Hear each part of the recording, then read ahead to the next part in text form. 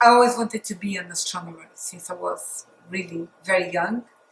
Um, I told the story, my father died, I was very young. And my mother told me that my father went to live on Venus. So I spent hours in my garden. I had very good views of the sky by that time.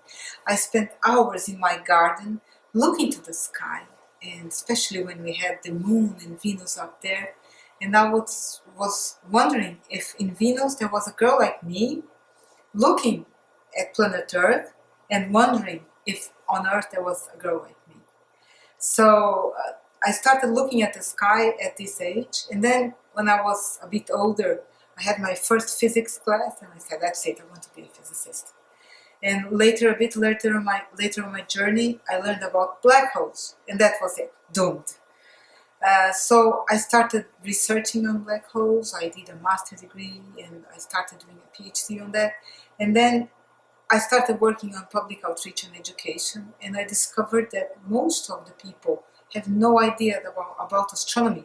They don't have basic science literacy. So we decided to create a nonprofit association, Nucleo, that I work for, where we devote ourselves on training teachers, as many teachers in the world as we can. We are now in charge of a gigantic program called the Galileo Teacher Training Program, where we have teachers from all over the world joining hands. And the challenge is, how do we give equal opportunities? So cutting edge technology with amazing nature, respect for life all over the world in the same way. How we erase borders from these countries and erase difficulties and foster teachers really doing an amazing work. To me, teachers are the most important profession in the world. They shape the future of our planet. So if we can help them, give them support to create science literacy to the kids, perhaps we will build a different world. I had a normal trajectory for a Brazilian girl, and then I went to college in São Paulo. I worked and studied at the same time, and only when I came to Europe, I live now in Portugal, I did my master's degree.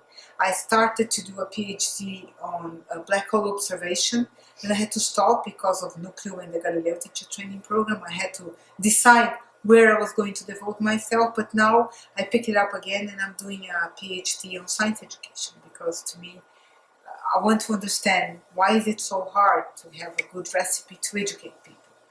And I devour books. Nowadays I don't have that much time as I wished I had to read, but I loved reading, so I self-educated myself in many topics.